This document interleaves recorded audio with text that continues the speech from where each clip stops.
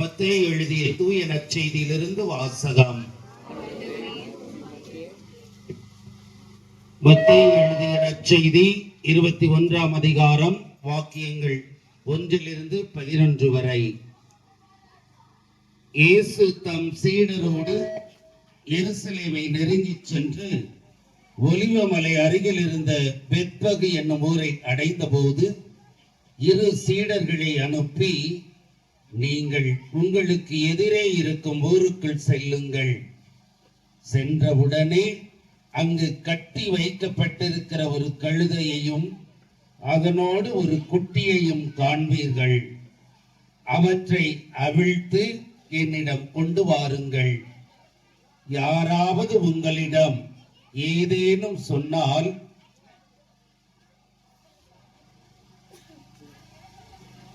இவை ஆண்டவருக்கு தேவை என சொல்லுங்கள். உடனே அவர் அவற்றை அனுப்பிவிடுவார் என்றார்.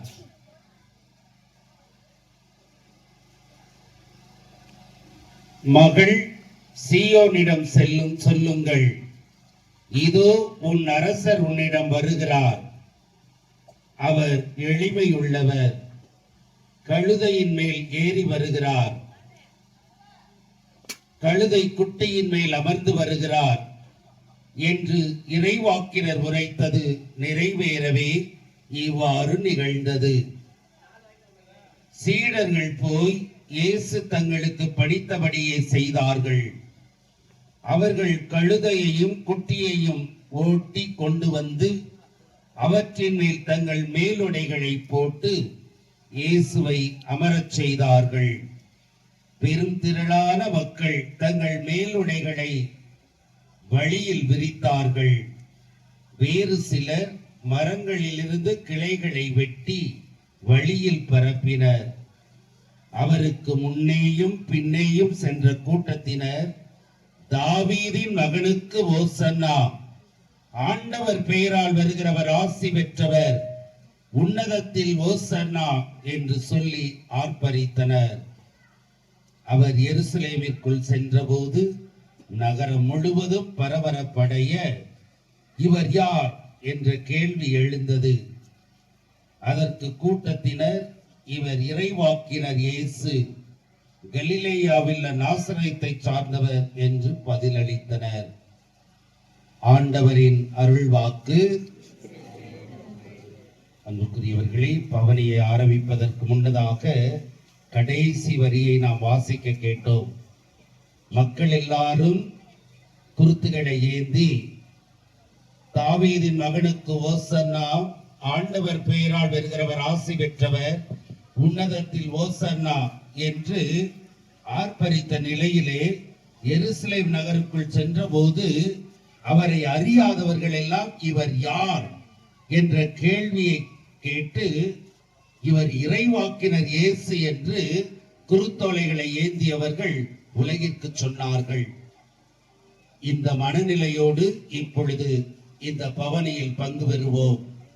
அருகில் உள்ளவர்களோடு பேசாமல், உன்னதத்தில் ஓசன்னா, ஆண்டவர் பெயரால் வருகிறவர் வாழி என்று சொல்லி எதற்காக செல்கிறார்கள் என்ற பதிலுக்கு பவனியிலே பராக்குகளை தவிர்த்து, உரையாடல்களை தவிர்த்து செல்ல அன்போடு அழைக்கிறேன். அன்புமிக்க சகோதர சகோதரிகளே, இயேசுவை புகழ்ந்து ஆர்ப்பரித்த மக்கள் திரளை போன்று நாமும் பாடற்குழுவினரோடு இணைந்து பாடல்களை பாடி அமைதியுடன் இந்த பயணத்திலே பங்கு பெறுவோம்.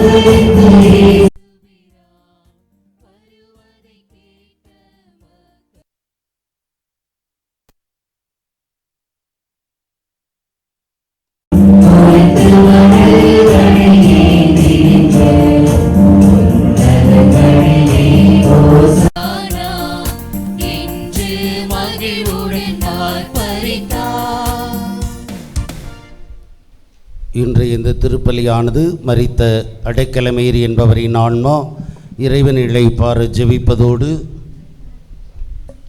மகனுடைய பணியில் தடைகள் நீங்கி பேரர்களுக்கு நல்ல உடல் நலம் வேண்டி ஆரோக்கியசாமி என்பவர் இப்பலியை ஒப்புக் கொடுக்கிறார். பீட்டர் ஆரோக்கியமேரி குடும்பத்தார் இறைவன் செய்த நன்மைகளுக்கு நன்றியாகவும் இன்றைய நாளில் பிறந்த நாளை கொண்டாடும் டேவிட் என்பவருக்கு நல்ல உடல் சுகம் வேண்டியும் கடவுளின் ஆசீர் கிடைக்கவும் இப்பலியை ஒப்புக் கொடுக்கிறார்கள். இந்த கருத்திற்காக இப்பலியில் ஜெபிப்போம்.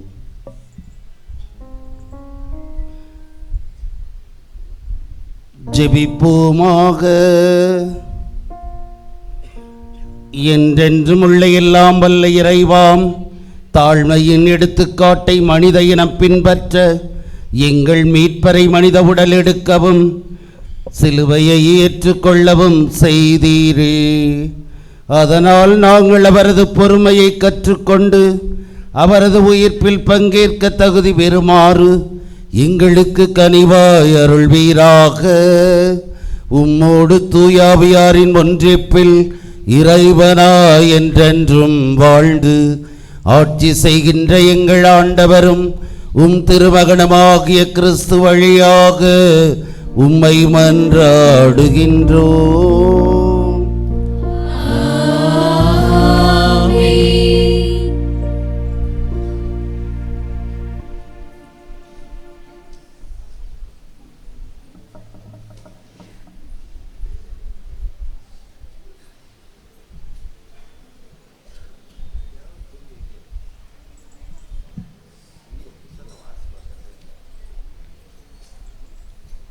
முதல் வாசக முன்னுரை.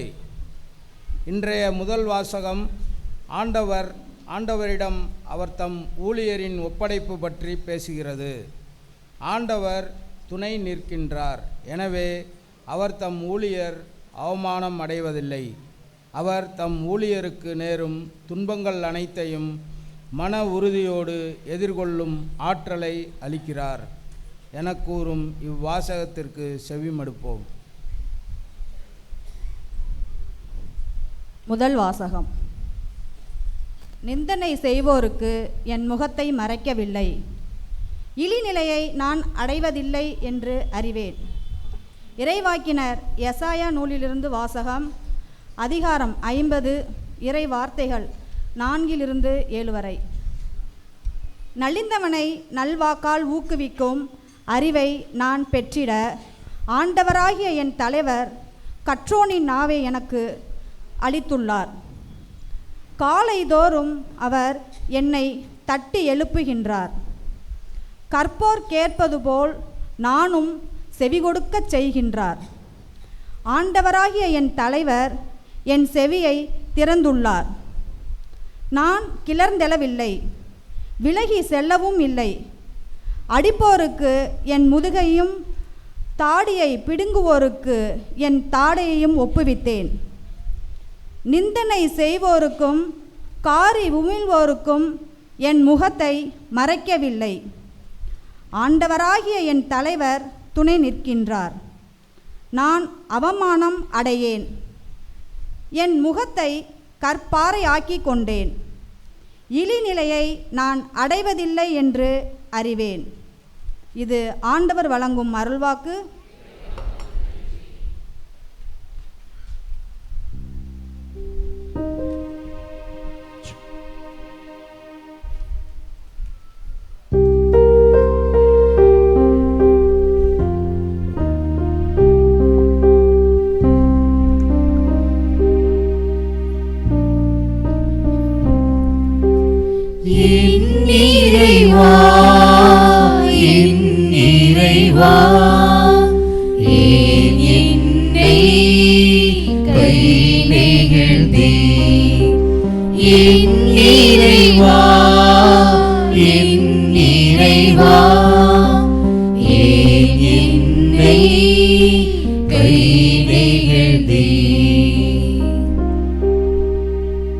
என்னை பார்ப்போர் எல்லோரும் என்னை ஏளனம் செய்கின்றனர்.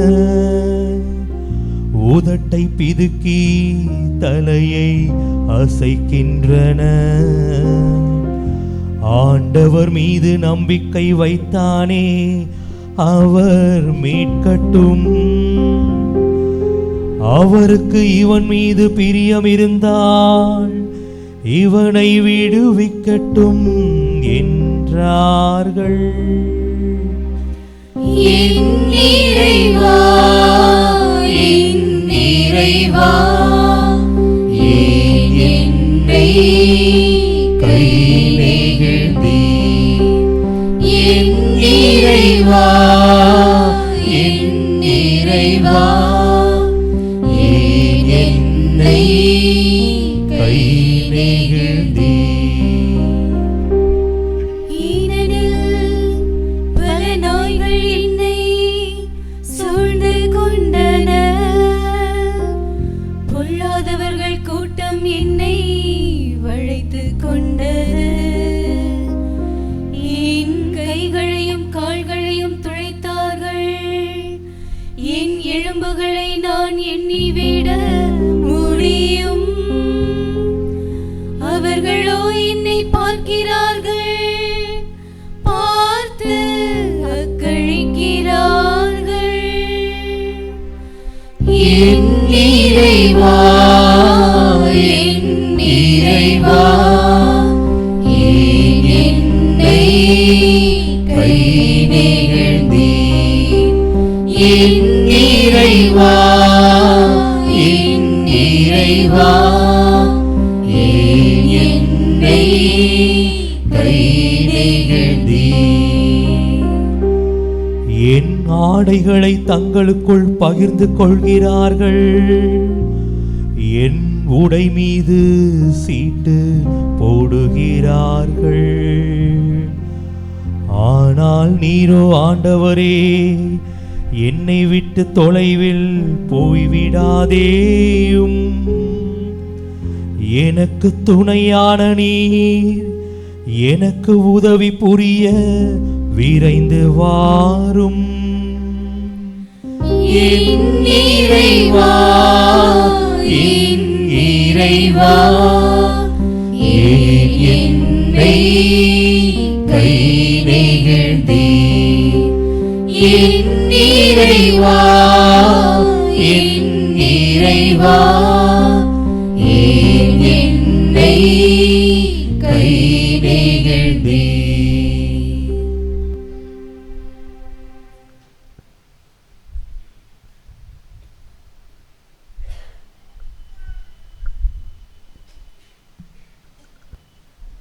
இரண்டாம் வாசக முன்னுரை.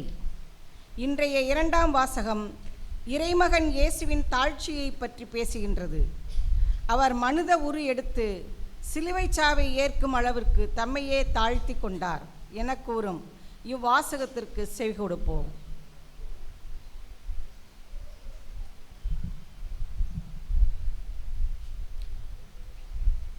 இரண்டாம் வாசகம். கிறிஸ்து தம்மையே தாழ்த்தி கொண்டார், எனவே கடவுளும் கிறிஸ்துவை உயர்த்தினார். திருத்தூதர் பவுல் பிலிப்பியருக்கு எழுதிய திருமுகத்திலிருந்து வாசகம். அதிகாரம் 2, இறை வார்த்தைகள் 6 முதல் 11 முடிய. திருத்தூதர் பவுல் பிலிப்பியருக்கு எழுதிய திருமுகத்திலிருந்து வாசகம். அதிகாரம் 2, இறை வார்த்தைகள் 6 முதல் 11 முடிய. கடவுள் வடிவில் விளங்கிய கிறிஸ்து கடவுளுக்கு இணையாயிருக்கும் நிலையை வலிந்து பற்றி கொண்டிருக்க வேண்டியதொன்றாக கருதவில்லை. ஆனால் தம்மையே வெறுமையாக்கி அடிமையின் வடிவை ஏற்று மனிதருக்கு ஒப்பானார். மனித உருவில் தோன்றி சாவை ஏற்கும் அளவுக்கு, அதுவும் சிலுவைச் சாவையே ஏற்கும் அளவுக்கு கீழ்ப்படிந்து தம்மையே தாழ்த்தி கொண்டார். எனவே கடவுளும் அவரை மிகவே உயர்த்தி எப்பெயருக்கும் மேலான பெயரை அவருக்கு அருளினார். ஆகவே இயேசுவின் பெயருக்கு விண்ணவர், மன்னவர், கீழுலகோர் அனைவரும் மண்டியிடுவர். தந்தையாம் கடவுளின் மாட்சிக்காக இயேசு கிறிஸ்து ஆண்டவர் என எல்லா நாவுமே அறிக்கையிடும். இது ஆண்டவர் வழங்கும் அருள்வாக்கு.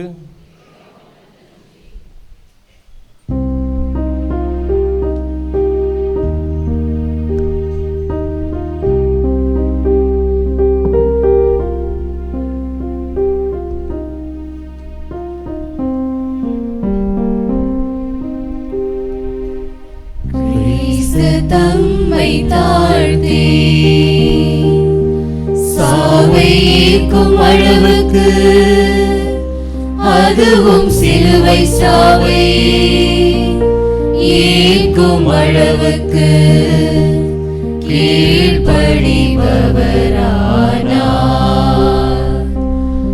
ஆதலால் தான் கடவுள் அவரை எல்லாருக்கும் மேலாய் உயர்த்தி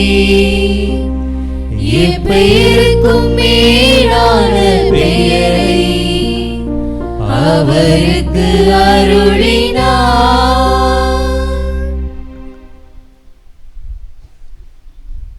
மத்தேயு எழுதியபடி நமது ஆண்டவராக இயேசு கிறிஸ்துவின் திருப்பாடுகள் அதிகாரம் 26 வாக்கியங்கள் 14 27 அதிகாரம் 66 வசனம் வரை. பன்னிருவருள் ஒருவனாகிய யூதாஸ் இஸ்காரியோத்து தலைமை குருவிடம் வந்து, இயேசுவை உங்களுக்கு நான் காட்டிக் கொடுத்தால் எனக்கு என்ன தருவீர்கள் என்று கேட்டான். அவர்களும் 30 வெள்ளைக்காசுகளை எண்ணி அவனுக்கு கொடுத்தார்கள். அது முதல் அவன் அவரை காட்டிக் கொடுப்பதற்கு வாய்ப்பு தேடிக்கொண்டிருந்தான். புளிப்பற்ற அப்ப விழாவின் முதல் நாளில் சீடர்கள் இயேசுவை அணுகி வந்து, நீர் பாஸ்கா விருந்துண்ண நாங்கள் எங்கே ஏற்பாடு செய்ய வேண்டும் என்று விரும்புகிறீர் என்று கேட்டார்கள். இயேசு அவர்களிடம், நீங்கள் புறப்பட்டு நகருக்குள் சென்று இன்னாரிடம் போய், எனது நேரம் நெருங்கி வந்துவிட்டது, என் சீடர்களோடு வீட்டில் பாஸ்கா கொண்டாடப் போகிறேன் என போதகர் கூறுகிறார் எனச் சொல்லுங்கள் என்றார். இயேசு தங்களுக்கு பணித்தபடியே சீடர்கள் செயல்பட்டு பாஸ்கா விருந்துக்கு ஏற்பாடு செய்தார்கள். மாலை வேளையானதும் அவர் 12 பந்தியில் அமர்ந்தார். அவர்கள் உண்டு கொண்டிருந்த பொழுது அவர், உங்களில் ஒருவன் என்னை காட்டிக் கொடுப்பான் என உறுதியாக உங்களுக்கு சொல்லுகிறேன் என்றார். அப்பொழுது அவர்கள் மிகவும் வருத்தமுற்றவர்களாய், ஆண்டவரே, அது நானோ என ஒவ்வொருவரும் அவரிடம் கேட்கத் தொடங்கினார்கள். அதற்கு அவர், என்னுடன் பாத்திரத்தில் தொட்டு உண்பவனே என்னை காட்டிக் கொடுப்பான் என்று கூறி, மானிட மகன் தம்மை பற்றி மறைநூலில் எழுதியுள்ளபடியே போகிறார். ஆனால் ஐயோ, அவரை காட்டிக் கொடுக்கிறவனுக்கு கேடு. அம்மனிதன் பிறவாதிருந்திருந்தால் அவனுக்கு நலமாயிருக்கும் என்றார். அவரை காட்டிக் கொடுத்த யூதாசும், ரவி, நானோ என அவரிடம் கேட்க இயேசு, நீயே சொல்லிவிட்டாய் என்றார். அவர்கள் உணவருந்தி கொண்டிருந்த பொழுது இயேசு அப்பத்தை எடுத்து கடவுளை போற்றி அதை பிட்டு சீடருக்கு கொடுத்து, இதை பெற்று உண்ணுங்கள், இது எனது உடல் என்றார். பின்பு கிண்ணத்தை எடுத்து கடவுளுக்கு நன்றி செலுத்தி அவர்களுக்கு கொடுத்து, இதில் உள்ளதை அனைவரும் பருகுங்கள், ஏனெனில் இது எனது உடன்படிக்கையின் இரத்தம், பலருடைய பாவ மன்னிப்புக்காக சிந்தப்படும் இரத்தம். இனிமேல் என் தந்தையின் ஆட்சி வரும் அந்நாளில் தான் நான் உங்களோடு திராட்சை பழ ரசத்தை குடிப்பேன், அதுவரை குடிக்க மாட்டேன் என நான் உங்களுக்கு சொல்லுகிறேன் என்றார். அவர்கள் புகழ் பாடல் பாடிவிட்டு ஒலிவ மலைக்கு சென்றார்கள். அதன் பின்பு இயேசு அவர்களிடம், இன்று இரவு நீங்கள் அனைவரும் என்னை விட்டு ஓடிப்போவீர்கள், ஏனெனில் ஆயரை வெட்டுவேன், அப்போது மந்தையிலுள்ள ஆடுகள் சிதறடிக்கப்படும் என்று மறைநூலில் எழுதியுள்ளது. நான் உயிருடன் எழுப்பப்பட்ட பின்பு உங்களுக்கு முன்பே கலிலேயாவிற்கு போவேன் என்றார். அதற்கு பேதுரு அவரிடம், எல்லோரும் உம்மை விட்டு ஓடிப்போய்விட்டாலும் நான் ஒருபோதும் ஓடிப்போக மாட்டேன் என்றார். இயேசு அவரிடம், இன்று இரவு சேவல் கூவும் முன்னே நீ என்னை மறுதலிப்பாய் என உறுதியாக உங்களுக்கு சொல்லுகிறேன் என்றார். பேதுரு அவரிடம், நான் உம்மோடு சேர்ந்து இறக்க வேண்டியிருந்தாலும் உம்மை ஒருபோதும் மறுதலிக்க மாட்டேன் என்றார். அவ்வாறே சீடர்கள் அனைவரும் சொன்னார்கள். பின்னர் இயேசு சீடர்களுடன் கெத்செமனே என்னும் இடத்திற்கு வந்தார். அவர், நான் அங்கே போய் இறைவனிடம் வேண்டும் வரை இங்கே அமர்ந்திருங்கள் என்று அவர்களிடம் கூறி பேதுருவையும் ஜெபதேவின் மக்கள் இருவரையும் தம்முடன் கூட்டிச் சென்றார். அப்போது அவர் துயரமும் மனக்கலக்கமும் அடையத் தொடங்கினார். அவர், எனது உள்ளம் சாவு வருமளவுக்கு ஆழ்துயரம் கொண்டுள்ளது. நீங்கள் என்னோடு இங்கேயே தங்கி விழித்திருங்கள் என்று அவர்களிடம் கூறினார். பிறகு அவர் சற்று அப்பால் சென்று முகம் குப்புற விழுந்து, என் தந்தையே, முடிந்தால் இத்துன்பக் கிண்ணம் என்னை விட்டு அகலட்டும். ஆனாலும் என் விருப்பப்படி அல்ல, உம் விருப்பப்படியே நிகழட்டும் என்று கூறி இறைவனிடம் வேண்டினார்.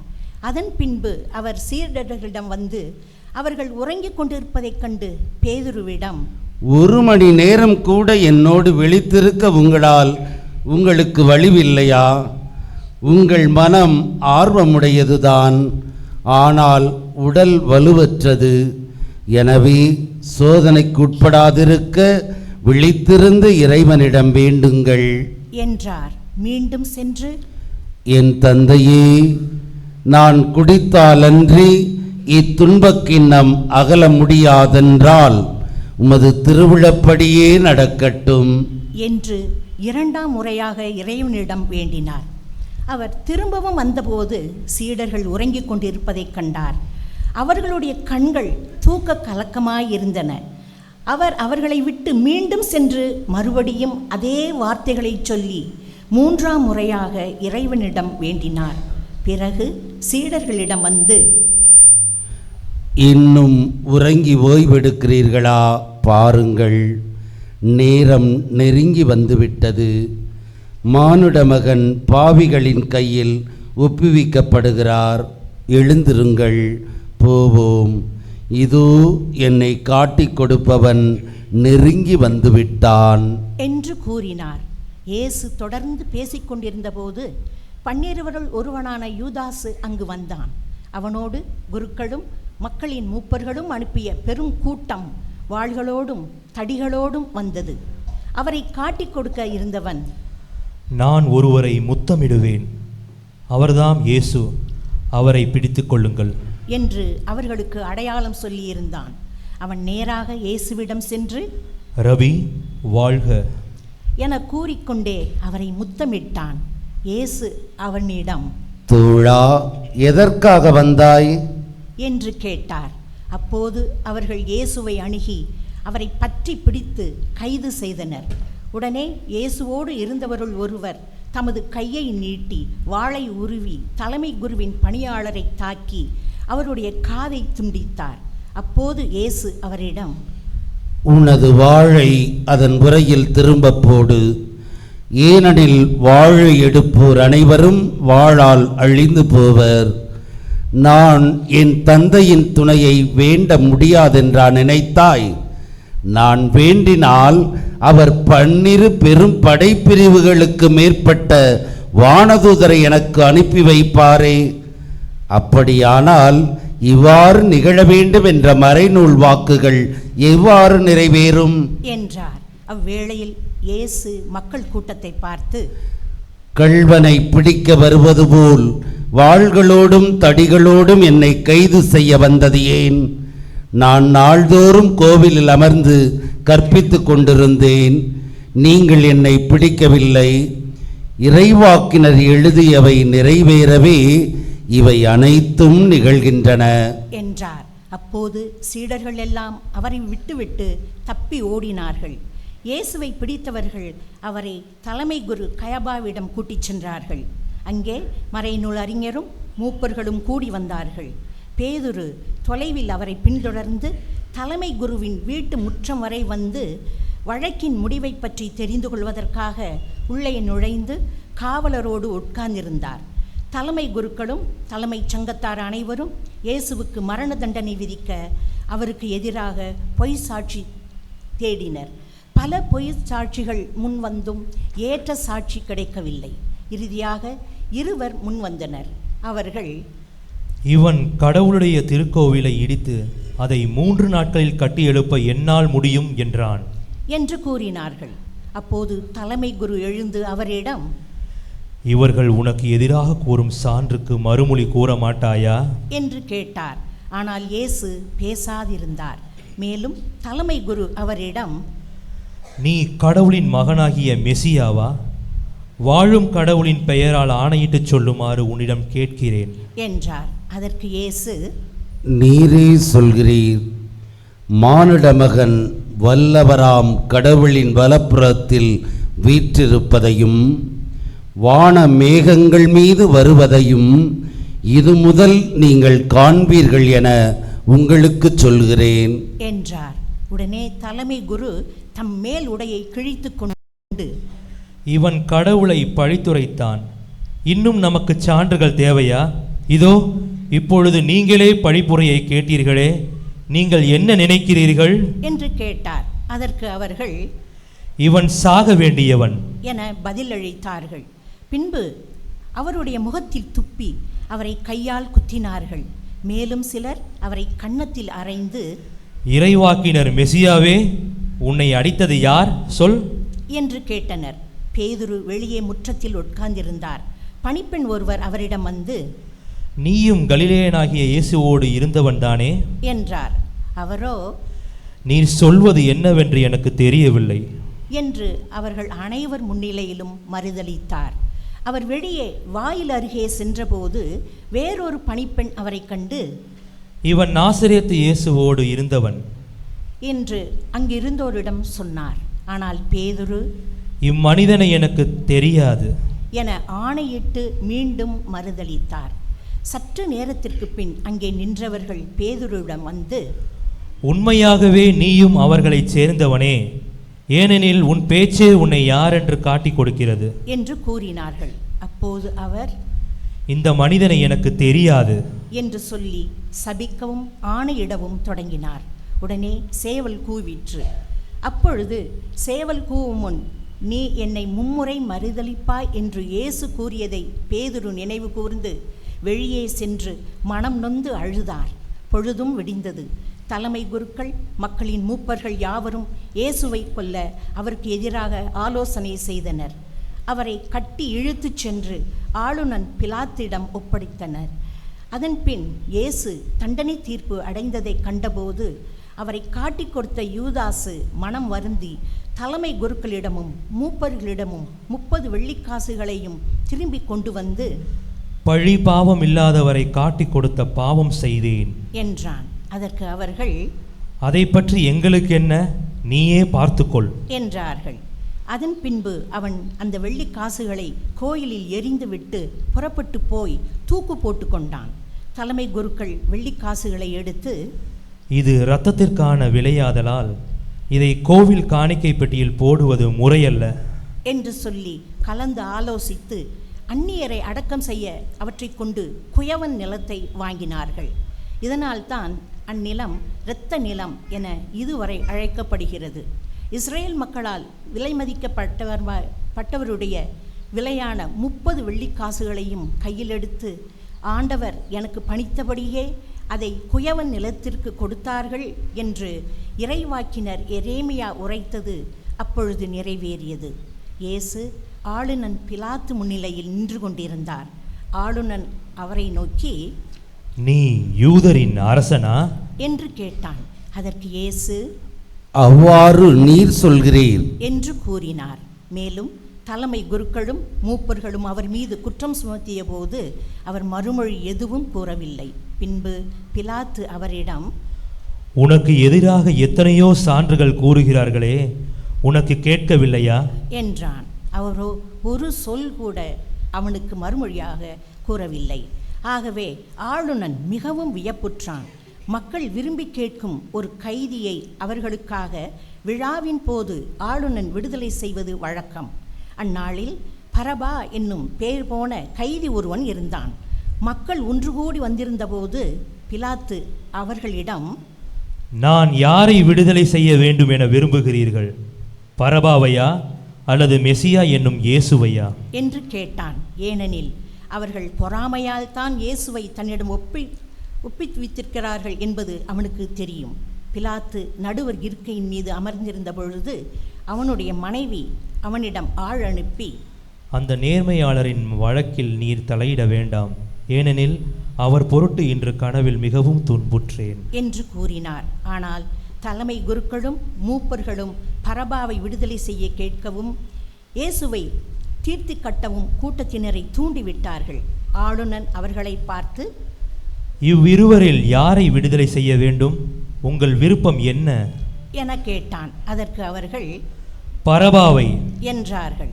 பிலாத்து அவர்களிடம், அப்படியானால் மெசியா என்னும் இயேசுவை நான் என்ன செய்ய வேண்டும் என்று கேட்டான். அனைவரும் சிலுவையில் அறையும் என்று பதிலளித்தனர். அதற்கு அவன், இவன் செய்த குற்றம் என்ன என்று கேட்டான். அவர்களோ சிலுவையில் அறையும் என்று இன்னும் உரக்க கத்தினார்கள். பிலாத்து தன் முயற்சியால் பயனேதும் ஏற்படவில்லை, மாறாக கலக்கமே உருவாகிறது என்று கண்டு கூட்டத்தினரின் முன்னிலையில் தண்ணீரை எடுத்து, இவனது இரத்தப்பழியில் எனக்கு பங்கில்லை, நீங்களே பார்த்து கொள்ளுங்கள் என்று கூறி தன் கைகளை கழுவினான். அதற்கு மக்கள் அனைவரும், இவனுடைய இரத்தப்பழி எங்கள் மேலும் எங்கள் பிள்ளைகள் மேலும் விழட்டும் என்று பதில் கூறினர். அப்பொழுது அவர் பரபாவை அவர்கள் விருப்பத்திற்கு இணங்க விடுதலை செய்தான். இயேசுவை கசையால் அடித்து சிலுவையில் அறையுமாறு ஒப்புவித்தான். ஆளுநனின் படை வீரர் இயேசுவை ஆளுநன் மாளிகைக்கு கூட்டிச் சென்று அங்கிருந்த படை பிரிவினர் அனைவரையும் அவர் முன் ஒன்று கூட்டினர். அவருடைய ஆடைகளை உரிந்து கரும் சிவப்பு நிறமுள்ள தளர் அங்கியை அவருக்கு அணிவித்தனர்.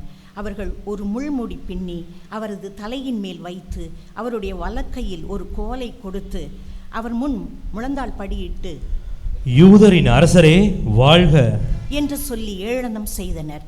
அவர் மேல் துப்பி அக்கோலை எடுத்து அவருடைய தலையில் அடித்தனர். அவரை ஏளனம் செய்தபின் அவர் மேல் இருந்த தளர் அங்கியை கழற்றிவிட்டு அவருடைய ஆடைகளை அணிவித்து அவரை சிலுவையில் அறைவதற்காக இழுத்துச் சென்றனர். அவர்கள் வெளியே சென்றபோது சீரேன் ஊரைச் சேர்ந்த சீமோன் என்ற பெயருடைய ஒருவரை கண்டார்கள். இயேசுவின் சிலுவையை சுமக்கும்படி அவரை கட்டாயப்படுத்தினார்கள். மண்டையோட்டு இடம் என்று பொருள்படும் கொல்கத்தாவுக்கு வந்தார்கள். இயேசுவுக்கு கசப்பு கலந்த திராட்சை ரசத்தை குடிக்க கொடுத்தார்கள். அவர் அதை சுவைத்து பார்த்த பின் குடிக்க விரும்பவில்லை.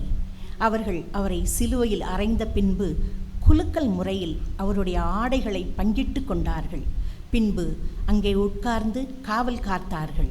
அவரது தலைக்கு மேல் அவரது மரண தண்டனைக்கான காரணத்தை எழுதி வைத்தார்கள். அதில் இவன் யூதரின் அரசனாகிய இயேசு என்று எழுதப்பட்டிருந்தது. அதன் பின் அவருடைய வலப்புறம் ஒருவனும் இடப்புறம் ஒருவனுமாகிய இரு கள்வர்களை அவருடன் சிலுவையில் அறைந்தார்கள். அவ்வழியே சென்றவர்கள் தங்கள் தலைகளை அசைத்து, கோவிலை இடித்து 3 நாட்களில் கட்டி எழுப்புகிறவனே, உன்னையே விடுவித்துக்கொள், நீ இறைமகன் என்றால் சிலுவையிலிருந்து இறங்கி வா என்று அவரை பழித்து உரைத்தார்கள். அவ்வாறே தலைமை குருக்கள் மறைநூல் அறிஞர்களுடன் மூப்பர்களுடனும் சேர்ந்து அவரை ஏளனம் செய்தனர். அவர்கள், பிறரை விடுவித்தான், தன்னையே விடுவிக்க இயலவில்லை. இவன் இஸ்ரேலுக்கு அரசனாம். இப்பொழுது சிலுவையிலிருந்து இறங்கி வரட்டும், அப்பொழுது நாங்கள் இவனை நம்புவோம். கடவுளிடம் இவன் உறுதியான நம்பிக்கை கொண்டிருந்தானாம். அவர் விரும்பினால் இப்பொழுது இவனை விடுவிக்கட்டும், நான் இறைமகன் என்றானே என்று கூறினார்கள். அவ்வாறே அவரோடு சிலுவையில் அறையப்பட்டிருந்த கள்வர்களும் அவரை இகழ்ந்தார்கள்.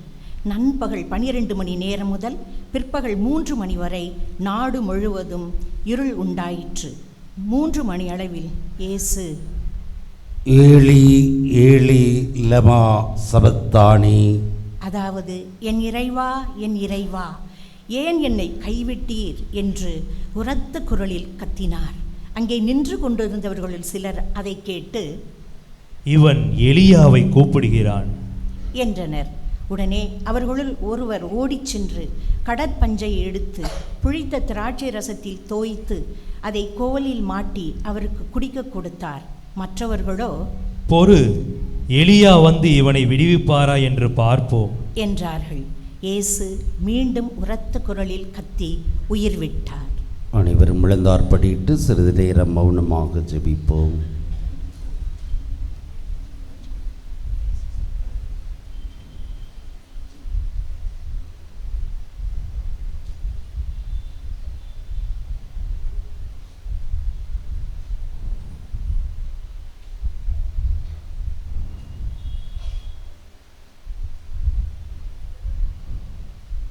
எழுந்து நிற்போம். அதே நேரத்தில் திருக்கோயிலின் திரை மேலிருந்து கீழ் வரை இரண்டாக கிழிந்தது. நிலம் நடுங்கியது. பாறைகள் பிளந்தன. கல்லறைகள் திறந்தன. இறந்த இறைமக்கள் பலரின் உடல்கள் உயிருடன் எழுப்பப்பட்டன. இயேசுவின் உயிர்த்தெழுதலுக்கு பின்பு இவர்கள் கல்லறைகளில் இருந்து வெளியே வந்து எருசலேம் திருநகரத்திற்கு சென்று பலருக்கு தோன்றினார்கள். 100 தலைவரும் அவரோடு இயேசுவை காவல் காத்தவர்களும் நிலநடுக்கத்தையும் நிகழ்ந்த யாவற்றையும் கண்டு மிகவும் அஞ்சி, இவர் உண்மையாகவே இறைமகன் என்றார்கள். கலிலேயாவிலிருந்து இயேசுவை பின்பற்றி அவருக்கு பணிவிடை செய்து வந்த பல பெண்களும் அங்கிருந்தார்கள். அவர்கள் தொலைவில் நின்று உற்று நோக்கி கொண்டிருந்தார்கள். அவர்களிடையே மகதல மரியாவும் யாக்கோப்பு யோசேப்பு ஆகியோரின் தாய் மரியாவும் ஜெபதேயுவின் மக்களுடைய தாயும் இருந்தார்கள்.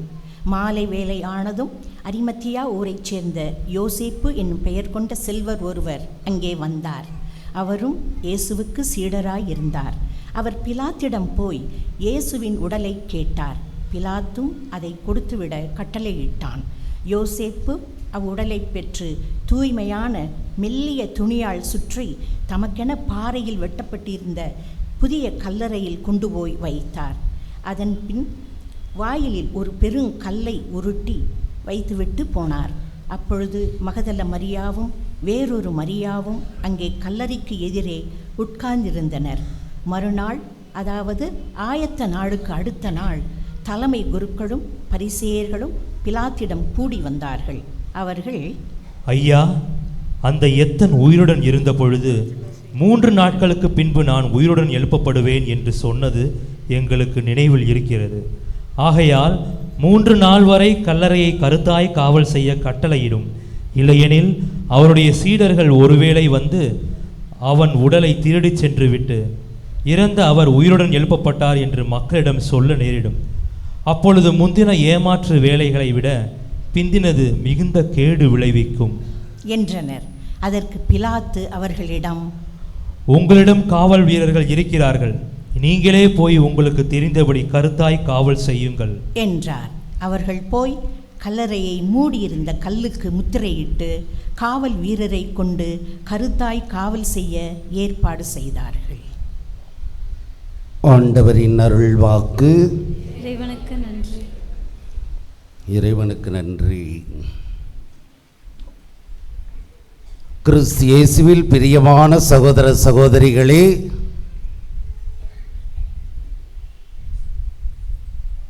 இன்று வாசிக்கப்பட்ட நற்செய்தியிலே இயேசு தனக்கு என்ன நடக்கப் போகிறது என்பதை தெரிந்து செய்தாரா அல்லது தெரியாமல் செய்தாரா? எருசலேமில் ஆரவாரமாக எருசலேம் நோக்கி பயணம் செய்கிறார். மக்களெல்லாம் ஆர்ப்பரித்து அவரை அழைத்துச் செல்கிறார்கள். தாவீதின் மகன் இவர் வாழ்க என்று வாழ்த்து கூறி அவரை கழுதையின் மேல் அமர வைத்து ஊர்வலம் இட்டுச் செல்கிறார்கள். இவ்வாறு இவர்கள் புகழ்ந்து தன்னை எருசலேமிற்கு கொண்டு செல்வது எதற்காக என்று தெரிந்து அவர்களோடு இணைந்து சென்றாரா அல்லது தெரியாமல் சென்றாரா என்று நாம் வாசிக்கும் பொழுது, இப்பொழுது வாசிக்கப்பட்ட நற்செய்தியிலே, மத்தேயு எழுதிய நற்செய்தி 26ஆம் அதிகாரம் 2வது வசனத்திலே, இவர் சிலுவை சாவுக்கு தன்னை கையளிக்கப் போவது தெரியும் என்று குறிப்பிடப்பட்டிருக்கிறது. மத்தேயு எழுதிய நற்செய்தி 26ஆம் அதிகாரம் 21வது வசனத்திலே, 12 சீடர்களுள் ஒருவர் இவரை காட்டிக் கொடுக்க போகிறார் என்பது அவருக்கு தெரியும். 26ஆம் அதிகாரம் 34வது வசனத்திலே, இவர் சிலுவையை சுமந்து செல்வார், சீடர்களெல்லாம் சிதறி ஓடிப் போவார்கள் என்பது அவருக்கு தெரியும் என்று குறிப்பிடப்பட்டிருக்கிறது. ஆக இவர் இந்த சிலுவை சாவை அறிந்து, தெரிந்து, புரிந்து, உணர்ந்து, ஏற்றுக்கொண்டு இந்த பயணத்திலே சென்று கொண்டிருக்கிறார். ஆரவாரத்தோடு மக்கள் செல்கிறார்கள். இவரும் ஆரவாரமாக இருப்பது போல காட்டிக்கொள்கிறார். ஆனால் இவர்கள் என்ன செய்ய போகிறார்கள் இன்னும் 2 தினங்களில் என்பது அவருக்கு தெளிவாக தெரிந்திருந்தது, உணரப்பட்டிருந்தது. அவரால் முழுவதுமாக முடிவுக்கு வர முடிந்தது. அப்படி இருந்த சூழலில் ஏன் அவர் அதை ஏற்றுக்கொண்டார் என்ற கேள்வி நமக்கு எழும் நிலையிலே அவர் நமக்கு சொல்லக்கூடிய செய்தி, ஆண்டவர் தந்தை என்னை இந்த உலகிற்கு அனுப்பியதே நான் உங்களுக்காக இந்த சித்திரவதையெல்லாம் பட்டு உங்களுக்காக மரிக்கப் போகிறேன், உங்களுடைய நல்வாழ்வுக்காக, குறிப்பாக பாவ நிலையில் இருக்கும் உங்களை விடுதலை வாழ்வுக்கு கொண்டு செல்வதற்காக. எனவே தந்தையின் திருவுளம் நிறைவேற இவ்வாறு இதை அறிந்து, புரிந்து, தெரிந்து, தெளிந்து ஏற்றுக்கொண்டேன் என்று சொல்லும் நிலையிலே தனக்கு வரப்போகும் பாடுகள் அனைத்தையும் அவர் தெளிவாக உணர்ந்திருந்தார். சிலுவை பாதையில் என்னவெல்லாம் நடக்கும் என்பது அவர் மனக்கண் முன் படக்காட்சியாக ஓடியது. எனவே மனிதன் என்ற முறையில் அவர் அஞ்சினார். இறை மனிதனாக இந்த உலகத்தில் இருந்து கொண்டிருந்தார், இறைவனாகவும் இருந்தார், மனிதனாகவும் இருந்தார். ஆக இயேசு இவ்வுலகில் இருந்தபோது இறை மனிதன். இந்த நிலையிலே அவர் அனைத்து துன்பங்களும் தன் கண்முன் தெரிந்த நிலையிலே மனிதனுக்குரிய பலவீனத்தால் அஞ்சுகிறார். எனவேதான் அவர் அஞ்சியதை மத்தேயு எழுதிய நற்செய்தி 26:39 வசனத்திலே அழகாக ஆண்டவரிடம் வேண்டுகிறார், தந்தையே உம் விருப்பமானால் இந்த துன்பக்கலம் நீங்கட்டும். மனித பலவீனத்தில் அவர் உதிர்த்த வார்த்தைகள். ஆனால் அதே சமயத்தில் அவர் இறை மனிதன் என்று சொன்னேன், இறைவனாகவும் இருந்தார். அஞ்சி அவருக்கு இறைவாக்கு துணை நின்றது என்பதைத்தான் இன்று வாசிக்கப்பட்ட முதல் வாசகம் தெளிவுபடுத்தியது. ஆண்டவராகிய என் தலைவர் துணை நிற்கிறார், நான் அவமானம் அடைய மாட்டேன். தந்தை என்னை அனுப்பினார், அவருடைய திருவுளம் நிறைவேற. எனவே இந்த துன்பக் களத்தை கண்டு நான் அஞ்சினாலும் இறைவன் என்னோடு இருக்கிறார், என்னை கைவிட மாட்டார், வெற்றி பெறுவேன். இந்த இறைவாக்கு இவருக்கு அச்சத்தை துடைத்தெறிந்தது, ஊக்கத்தை அளித்தது. துணிவோடு அவர் அந்த விசுவாசத்தை கையில் எடுத்துக்கொண்டு துன்பக்களத்தில் இறங்குகிறார். இப்படிப்பட்ட விசுவாசம் துன்ப நேரங்களில் வேண்டும் என்பதுதான் இன்றைய ஞாயிறு நமக்கு கொடுக்கும் செய்தி, இயேசுவின் வழியாக நமக்கு கொடுக்கும் செய்தி. ஆரவாரமாக வாழ்க வாழ்க என்று சொன்னவர்கள் 2 நாட்களில் அவரை பிடித்து என்னவித சித்திரவதையெல்லாம் செய்வார்கள் என்பதை 3வது வாசகத்தில் வாசிக்க கேட்ட நிலையிலே மனித பலவீனத்தில் அஞ்சினாலும் அவருக்கு துணை நின்றது இறைவாக்கு.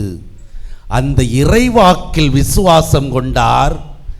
இந்த துன்ப பயணத்திலே வெற்றி கண்டு பாவத்தை வென்றெடுத்து நம்மை முழுவதுமாக விடுதலையாக்கினார், தனது அருளை பொழிந்தார். இந்த செய்திதான் குருத்து ஞாயிறு நமக்கு கொடுக்கக்கூடிய செய்தி. நம்முடைய வாழ்விலும் இன்பம் துன்பம் என்பது நாணயங்களின் 2 பக்கங்களாக இருக்கின்றன. துன்பங்களின் போது மனித பலவீனம் ஆண்டவரைப் போல, ஆண்டவரே ஏன் எனக்கு இந்த துன்பத்தை கொடுத்தாய் என்று பதறும் நாம் இறைவாக்கில் விசுவாசமற்ற நிலையிலே துவண்டு போய் விடுகிறோம், முடிவுக்கு வந்து விடுகிறோம். எனக்கு இறைவன் வேண்டாம், இறைவாக்கு வேண்டாம். யூதாஸின் மனநிலை நமக்கு வந்து விடுகிறது. துன்பத்தை தாங்க முடியவில்லை, எதற்காக நான் வாழ வேண்டும் என்று தேவையில்லா முடிவுகளை எடுக்கக்கூடிய தருணங்கள் நமக்கு ஏற்படும் நிலையிலே நமக்கு உறுதியூட்டக்கூடிய ஒரு செயலாக, உறுதியூட்டக்கூடிய மனநிலையை கொடுப்பவராக இயேசு, இறை வார்த்தையில் நம்பிக்கை கொள்ளுங்கள், அது உங்களை வெற்றி கொள்ளச் செய்யும் என்பதை அவர் அழகாக இன்று குறிப்பிடுகிறார். இறைவனால் அனுப்பப்பட்டவர் இறைவன் கைவிட மாட்டார் என்பதை எசையா இறைவாக்கினர் முன்னறிவித்த அந்த வார்த்தையை பிடித்துக் கொள்கிறார். ஆண்டவராகிய தலைவர் எனக்கு துணை நிற்கிறார், நான் அவமானம் அடைய மாட்டேன்.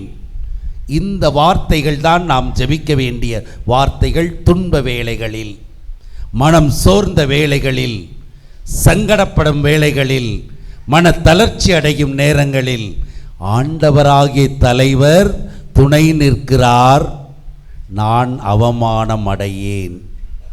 இதுவே உங்கள் விசுவாச ஜெபமாக துன்ப நேரங்களில் அமையட்டும்.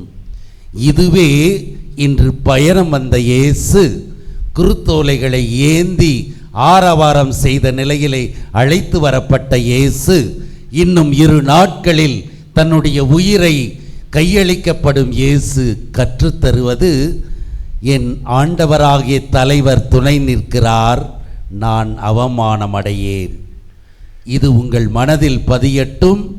குறிப்பாக துன்ப நேரங்களில் உங்களோடு இந்த இறைவாக்கு பதியட்டும்.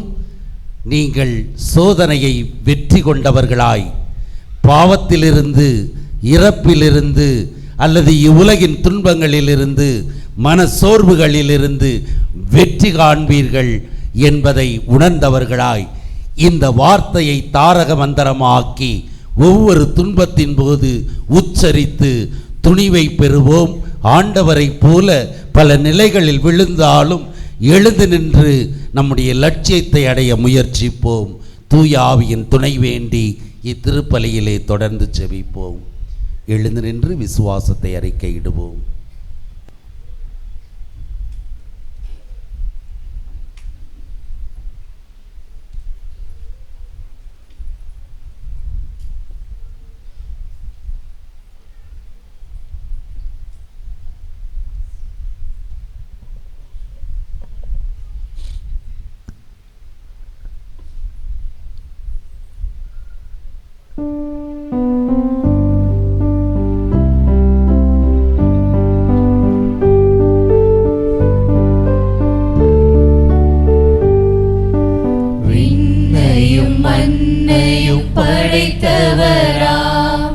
கடவுள் ஒருவர் இருக்கின்றார், தந்தை மகன் தூய ஆவியராய் ஒன்றாய் வாழ்வோரை நம்புகிறேன்.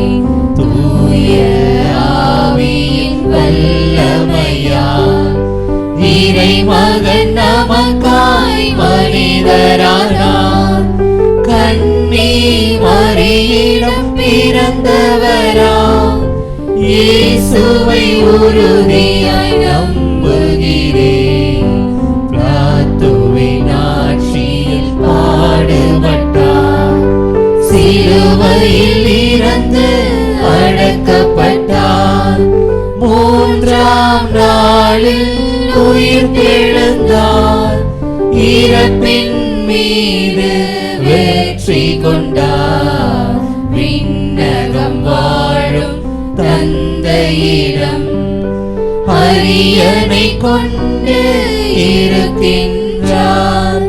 உலகம் முடியும் காலத்திலே நடுவராய் திரும்பவும் வந்திடுவார். தூய ஆவியாரை நம்புகிறேன், பாரினில் அவர் துணை வேண்டுகிறேன். பாவ மன்னிப்பில் தூய்மை பெற்று பரிகார வாழ்வில் நிலைத்திடுவேன்.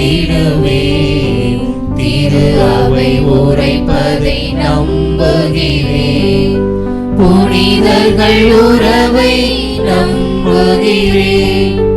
உடலின் உயிர்ப்பை நிலை வாழ்வை உறுதியுடனே நம்புகிறேன். ஆமென். ஆமென். அன்புக்குரியவர்களே, நமது எண்ணங்கள், ஏக்கங்கள், எதிர்பார்ப்புகள் அனைத்தையும் நம்பிக்கையோடு இறைவனிடம் இப்பொழுது மன்றாட்டாக சமர்ப்பிப்போம்.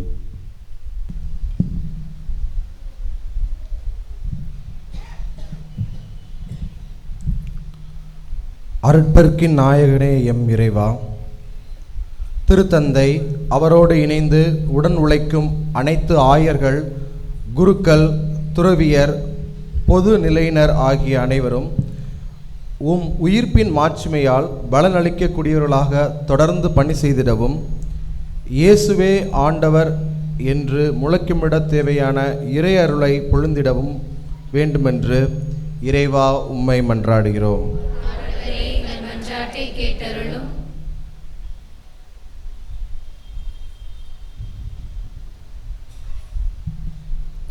நன்மைகளின் நாயகனே எம் இறைவா, வரவிருக்கும் இப்புனித வார நாட்களில் நாங்கள் எங்கள் பாவங்களையும் பலவீனத்தையும் குற்றங்களையும் களைந்து வழக்கமாக மேற்கொள்ளும் நிகழ்வாக பாஸ்கா விழாவை கொண்டாடாமல் உள்ளத்தில் மாற்றம் நிறைந்தவர்களாக தூய மனதுடன் உம்மை அணுகி வர இறைவா உம்மை மன்றாடுகிறோம்.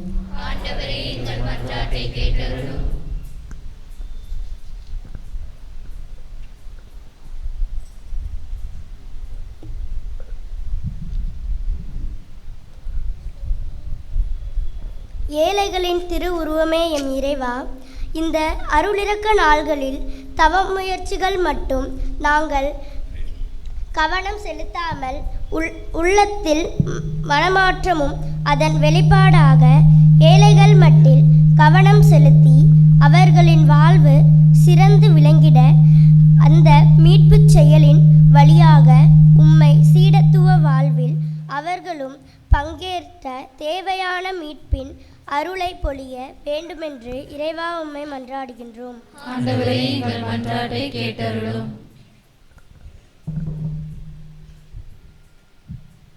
அன்பு தந்தையே எம் இறைவா, இன்று உலகளாவிய நவீன வளர்ச்சி என்ற பாதையில் வளர்ந்த நாடுகளின் பொருளாதார தாக்கத்தில் சிக்கி தவிக்கும் ஏழை நாடுகளில் வேலையில்லா திண்டாட்டம், பொருளாதார நெருக்கடிகள், ஊழல், லஞ்சம், தீவிரவாத அச்சுறுத்தல்கள் இவைகளினால் வாழ்வை இழந்து தவிக்கும் ஏழை மக்கள் மீது உமது அளவு கடந்த இரக்கத்தினால் இத்தவக்கால அருள் வரங்களை பெற தேவையான உமது வல்லமையை பொழிந்திட வேண்டுமென்று இறைவா உம்மை மன்றாடுகின்றோம்.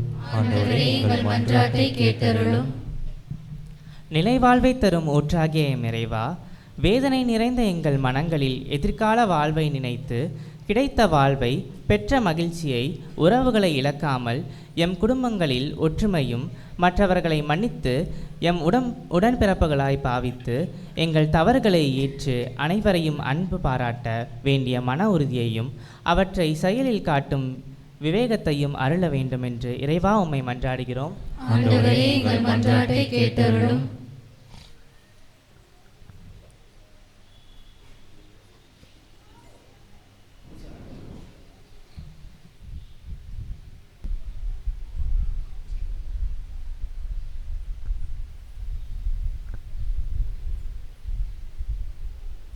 மௌனமாக நம்முடைய தனிப்பட்ட கருத்துக்களுக்காக ஜெபிப்போம்.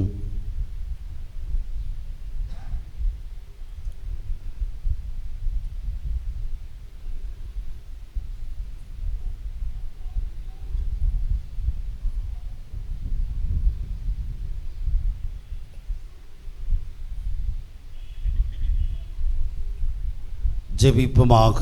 எங்களை படைத்து காத்து வரும் இறைவா, நீர் நமக்கு செய்து வரும் எல்லா நன்மைகளுக்காகவும் நன்றி கூறுகிறோம். தொடர்ந்து உமது அருளையும் ஆசியையும் இங்கிருக்கும் ஒவ்வொருவருக்கும் நீர் பொழிந்தருளும். தனிப்பட்ட முறையிலும் ஒரே குடும்பமாகும் இணைந்து நம்பிக்கையோடு உம்மிடம் சமர்ப்பித்திருக்கும் ஒவ்வொரு மன்றாட்டுக்களையும் நீர் ஏற்றுக்கொண்டு நாங்கள் விரும்பி கேட்டவைகள் அனைத்தையும் நீர் கனிவுடன் தர வேண்டுமென்று உமகன் கிறிஸ்து வழியாக கெஞ்சி மன்றாடுகிறோம்.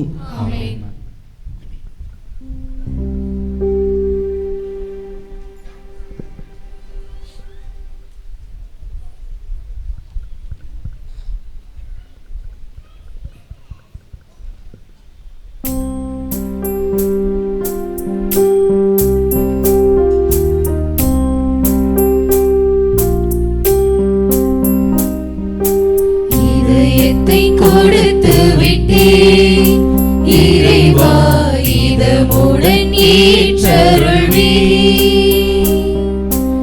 இதயத்தை கொடுத்து விட்டேன் இறைவா, இதமுடன் ஏற்றருள்வே.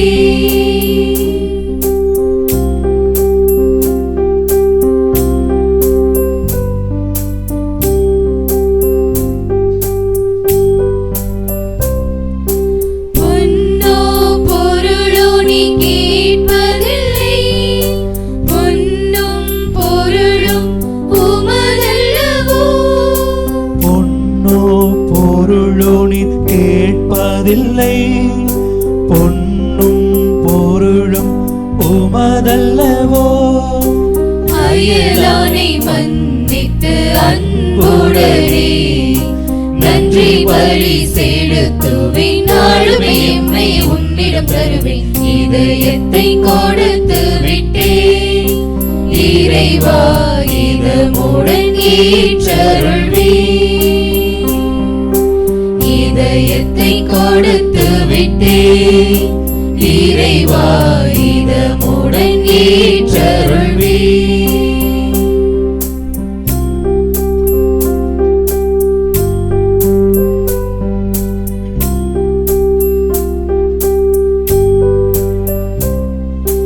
வானமும் பூமியும் உமதல்லவோ.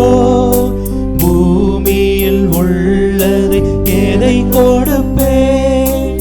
வானமும் பூமியும் உமதல்லவோ. பூமியில் உள்ளதை எதை கொடுப்பேன்? அயலானை மன்னித்து அன்புடனே நன்றி பலி செலுத்துவேன். நாளுமே எம்மை உன்னிடம் தருவேன். இதயத்தை கொடுத்து விட்டேன் இறைவா, இதமுடன் ஏற்றருள்வே. இதயத்தை கொடுத்து விட்டேன் இறைவா, இதமுடன் ஏற்றருள்வே.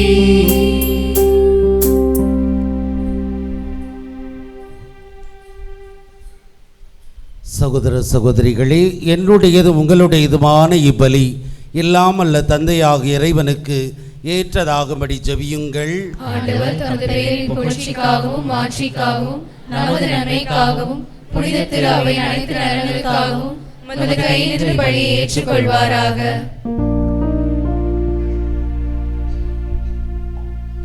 ஆண்டவரேவும் திருமகனின் பாடுகளினால் நீர் எம் மீது கொண்டுள்ள இரக்கம் நெருங்கி வருவதாக.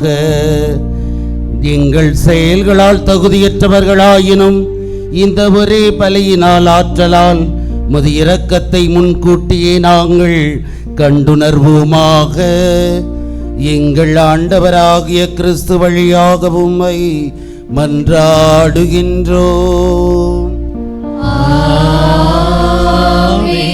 ஆண்டவர் உங்களோடு இருப்பாராக.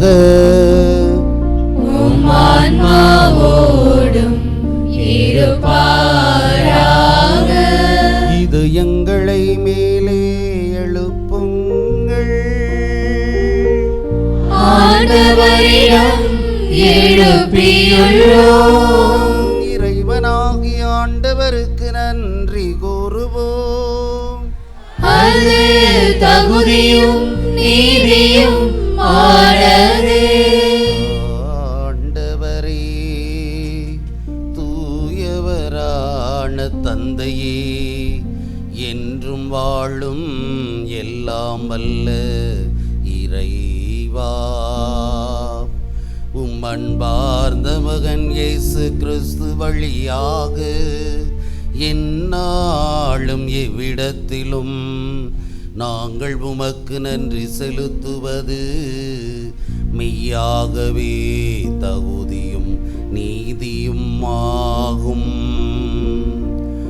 எங்கள் கடமையும் மீட்புக்குரிய செயலுமாகும்.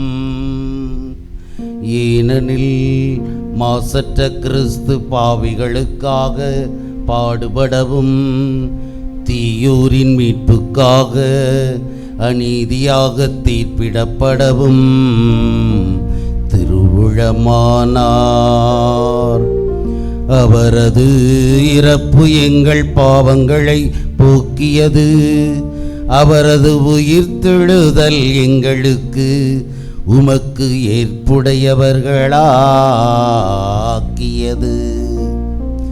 ஆகவே வானதூதர் புனிதர் அனைவரோடு சேர்ந்து நாங்களும் உம்மை புகழ்ந்து போற்றி அக்களித்து கொண்டாடி ஆர்ப்பரித்து பாடுவதாவது: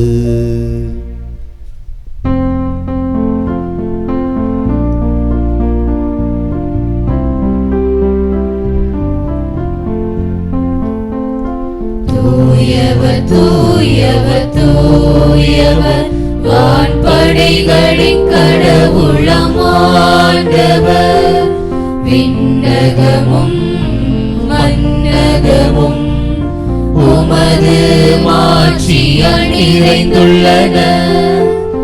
உன்னதங்களிலே ஓசன்னா, உன்னதங்களிலே ஓசன்னா, உன்னதங்களிலே ஓசன்னா, உன்னதங்களிலே ஓசன்னா. ஆண்டவர் பெயரால் வருகிறவர் ஆசி பெற்றவர். உன்னதங்களிலே ஓசன்னா, உன்னதங்களிலே ஓசன்னா, உன்னதங்களிலே ஓசன்னா, உன்னதங்களிலே ஓசன்னா.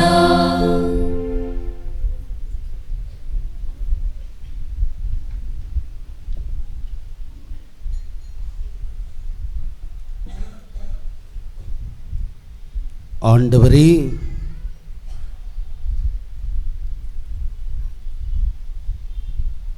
நீர் மெய்யாகவே தூயவர். தூய்மை அனைத்திற்கும் ஊற்று. ஆகவே உம்முடைய தூய ஆவியை பொழிந்து இக்காணிக்கைகளை தூய்மைப்படுத்த உம்மை வேண்டுகிறோம். இவ்வாறு எங்கள் ஆண்டவர் இயேசு கிறிஸ்துவின் உடலும் இரத்தமுமாக எங்களுக்கு இவை மாறுவனவாக.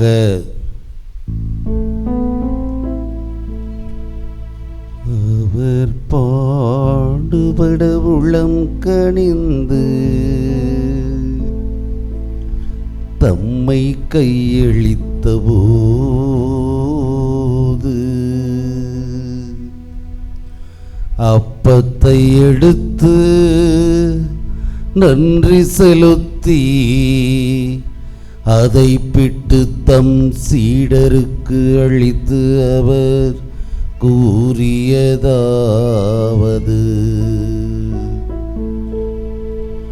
அனைவரும் இதிலிருந்து பெற்று உண்ணுங்கள். ஏனெனில் இது உங்களுக்காக கையளிக்கப்படும் என் உடல், உங்களுக்காக கையளிக்கப்படும் என் உடல்.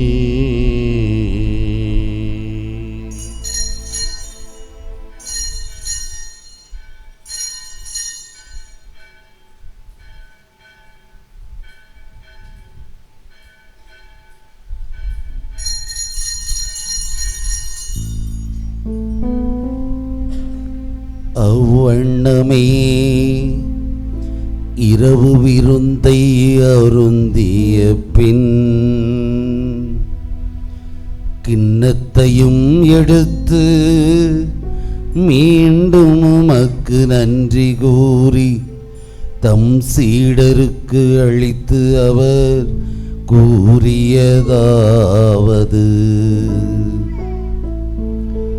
அனைவரும் இதிலிருந்து பெற்று பருகுங்கள். ஏனெனில் இது புதிய நிலையான உடன்படிக்கைக்குரிய என் இரத்தத்தின் கிண்ணம்.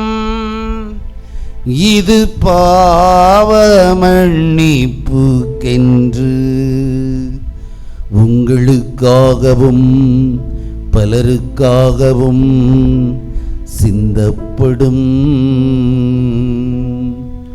இதை என் நினைவாக செய்யுங்கள். இதை என் நினைவாக செய்யுங்கள்.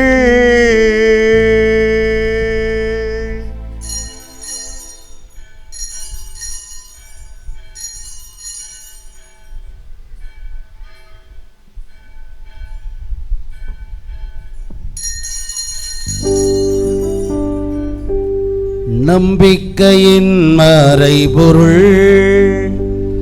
ஆண்டவரே, நீர் வருமளவும் உமது இறப்பினை அறிக்கையிடுகின்றோம், உமது உயிர்ப்பினையும் எடுத்துரைக்கின்றோம். ஆகவே இறைவா, நாங்கள் கிறிஸ்துவின் இறப்பையும் உயிர்ப்பையும் நினைவு கூர்ந்து வாழ்வு தரும் அப்பத்தையும் மீட்பளிக்கும் கிண்ணத்தையும் ஒப்புக் கொடுக்கின்றோம். உம் திருமணின்று ஊழியம் புரிய தகுந்தவர்கள் என எங்களை ஏற்றுக்கொண்டீர். எனவே எமக்கு நன்றி செலுத்துகிறோம். மேலும் கிறிஸ்துவின் உடலிலும் இரத்தத்திலும் பங்கு கொள்ளும் எங்களை தூய ஆவியார் ஒன்று சேர்க்க வேண்டும் என உம்மை தாழ்மையுடன் மன்றாடுகிறோம். ஆண்டவரே, உலகெங்கும் பரவி இருக்கும் அது திரு அவை நினைவு கூர்ந்தருளும். எங்கள் திருத்தந்தை லியோ, மறைமாவட்ட பேராயர் அண்டனி சாமி, எல்லா திருநிலையினராகிய அனைவரோடும் மது திரு அவை அன்பில் நிறைவேறச் செய்தருளும். உயிர்த்தெழும் எதிர்நோக்குடன் துயில் கொள்ளும் எங்கள் சகோதர சகோதரிகளையும் இறந்தோர் அனைவரையும் இரக்கத்தோடு நினைவு கூர்ந்து மது திருமுக வழியினுள் ஏற்றருளும். எங்கள் அனைவர் மீதும் இரக்கமாயிரும். கடவுளின் கன்னித்தாயான புனித மரியாம், அவருடைய கணவரான புனித யோசேப்பு, புனித திருத்தூதர்கள், இவ்வுலகில் உகந்தவராயிருந்தோர் ஆகிய புனிதர் அனைவருடனும் நாங்கள் நிலைவாழ்வில் பங்கு கொள்ளும் தகுதி பெற்று உம் திருமகன் இயேசு கிறிஸ்து வழியாக உம்மை புகழ்நீத்து மரமருள உம்மை மன்றாடுகிறோம்.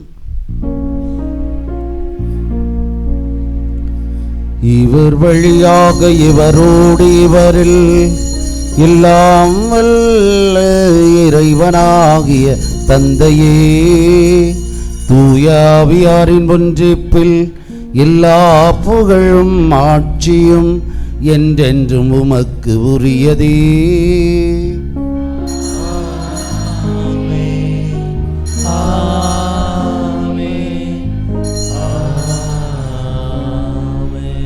மீட்பரின் கட்டளையால் கற்பிக்கப்பட்டு இறைவடிப்பினையால் பயிற்சி பெற்ற நாம் துணிந்து பாடுவோம். எங்கள் தந்தையே, உமது பெயர் தூயதென போற்றப் பெறுக. உமது ஆட்சி வருக. உமது திருவுளம் விண்ணுலகில் நிறைவேறுவது போல மண்ணுலகிலும் நிறைவேறுக. எங்கள் அன்றாட உணவை இன்று எங்களுக்கு தாரும். எங்களுக்கு எதிராக குற்றம் செய்வோரை நாங்கள் மன்னிப்பது போல எங்கள் குற்றங்களை மன்னியும். எங்களை சோதனையில் விழவிடாதேயும், தீமையிலிருந்து எங்களை விடுவித்தருளும். ஆண்டவரே, தீமை அனைத்திலும் இருந்து எங்களை விடுவித்து எங்கள் வாழ்நாளில் அமைதி கனிவுடன் அருள உம்மை மன்றாடுகின்றோம். உமது இரக்கத்தின் உதவியால் நாங்கள் பாவத்திலிருந்து எப்போதும் விடுதலை பெற்று யாதொரு கலக்கமுமின்றி நலமாயிருப்போமாக. நாங்கள் இது நோக்கியிருக்கும் பேரின்பத்துக்காகவும் எம் மீட்பராகிய இயேசு கிறிஸ்துவின் வருகைக்காகவும் காத்திருக்கின்றோம். ஆட்சியும் வல்லமையும் மாட்சியும் என்றென்றும் உமதே. ஆண்டவராகிய இயேசு கிறிஸ்துவே, அமைதியை உங்களுக்கு விட்டுச் செல்கிறேன், என் அமைதியை உங்களுக்கு அளிக்கிறேன் என்றும் திருத்தூதர்களுக்கு மொழிந்தீரே. எங்கள் பாவங்களை பாராமல் மது திரு அவையின் விசுவாசத்தை கண்ணோக்கி எங்களுக்கு அமைதி ஒற்றுமை அளித்தொருள திருவிழம் கொள்வீராக. என்றென்றும் வாழ்ந்து ஆட்சி செய்கின்றவர் நீரே. ஆண்டவருடைய அமைதி உங்கள் அனைவரோடும் இருப்பதாக.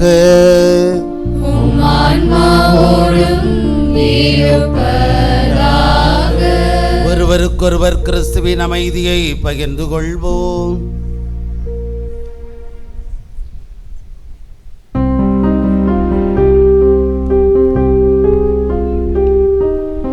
உலகின் பாவம் போக்கும் இறைவனின் செம்மறியே,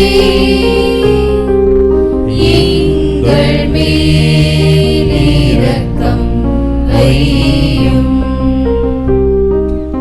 உலகின் பாவம் போக்கும் இறைவனின் செம்மறியே,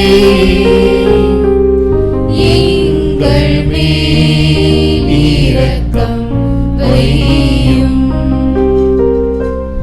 உலகின் பாவம் போக்கும் இறைவனின் செம்மறியே, எங்களுக்கு அமைதி அருளும். ஆண்டவராக இயேசு கிறிஸ்துவே, நான் கொள்ளும் திருவுடலும் இரத்தமும் என்னை நீதி தீர்ப்புக்கும் தண்டனைக்கு உள்ளாக்காமல் என் பரிவிரக்கத்தால் என் உள்ளத்திற்கும் உடலுக்கும் பாதுகாப்பளித்திடும் அருமருந்தாக அருள் புரியும்.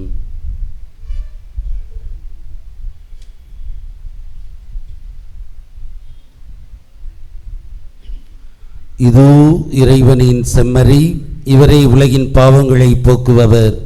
செம்மறியின் விருந்துக்கு அழைக்கப்பெற்ற நாம் அனைவரும் பெயர் பெற்றோர். ஆண்டவரே, தேவரே, உலகத்தை எழுத நான் தகுதியற்றவர், ஆனால் ஒரு வார்த்தை மட்டும் சொல்லியலும் என் ஆன்மா.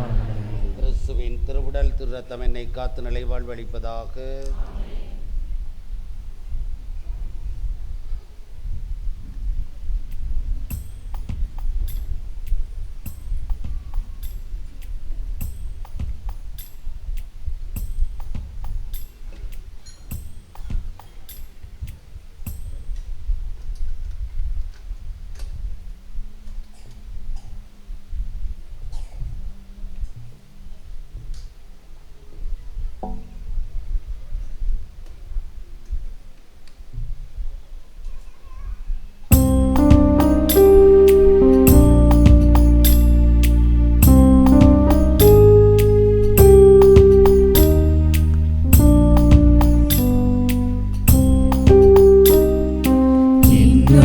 தேடுதே உன் அன்பை நாடுதே, உன்னை காண துடிக்கின்றதே. என்னுள் தேடுதே, உன் அன்பை நாடுதே, உன்னை காண துடிக்கின்றதே.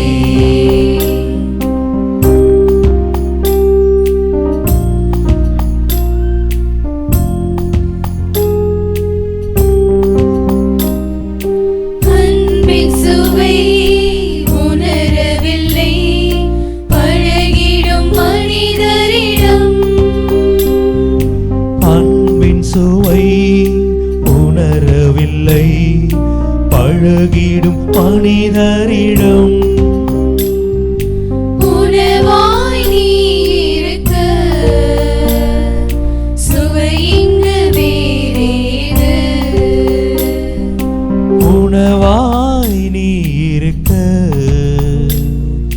சுவை இங்கு வேறேது. என் உள்ளம் தேடுதே, உன் அன்பை நாடுதே, உன்னை காண துடிக்கின்றதே.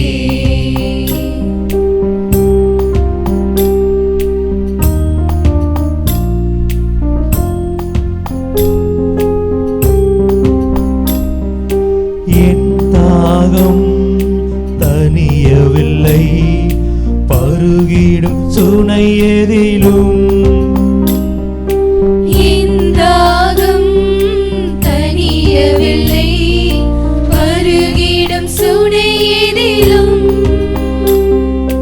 வானமாய் நீ இருக்க, தாகங்கள் இனி ஏது. வானமாய் நீ இருக்க, தாகங்கள் இனி ஏது. என் உள்ளம் தேடுதே, உன் அன்பை நாடுதே, உன்னை காண துடிக்கின்றதே.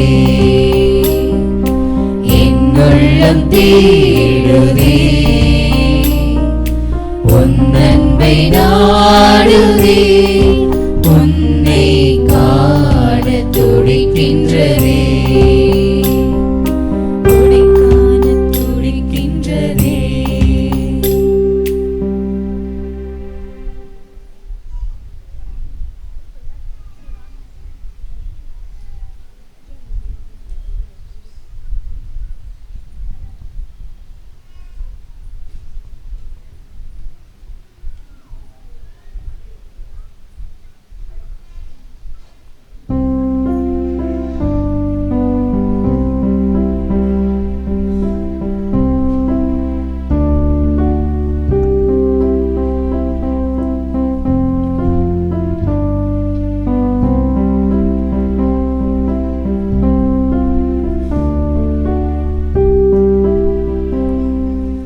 என்னில் நீ வருவதற்காய் உன்னை தேடி வருகின்றேன். என்னில் நீ வருவதற்காய் உன்னை தேடி வருகின்றேன்.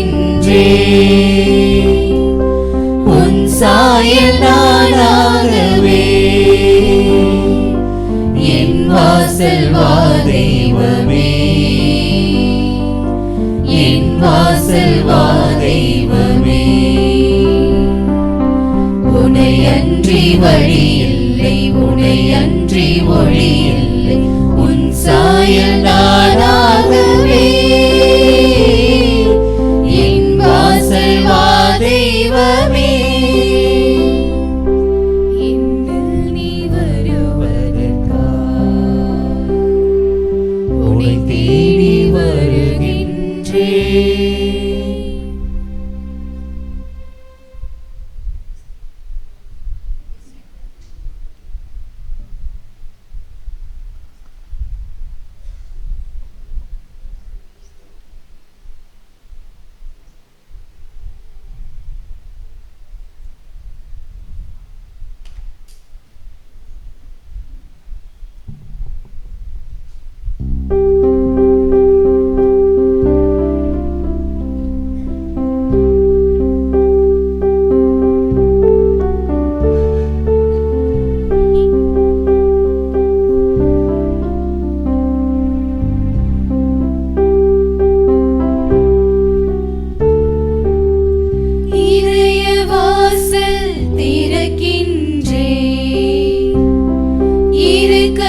கரத்தை குவிக்கின்றே.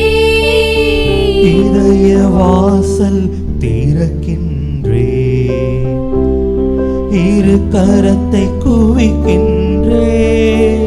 உயிரின் மூலமே, உறவின் பாலமே, அன்பின் முழுமையே, அனைத்தின் முதன்மையே.